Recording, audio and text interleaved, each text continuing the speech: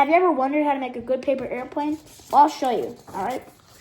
Grab a piece of paper, like this. Now, fold it like usual.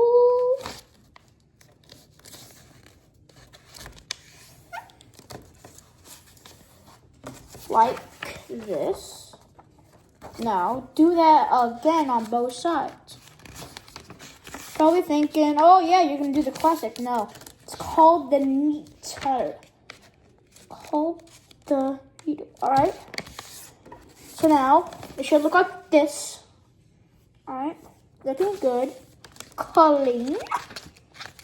Now, you fold it like this. Like this on both sides, all right? And don't let them be over each other or else it won't work.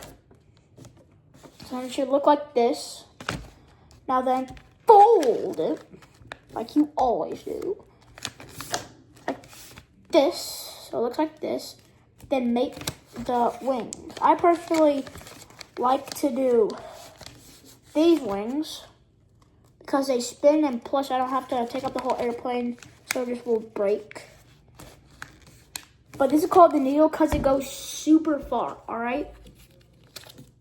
So I'll see you on the flip side, all right? Bye.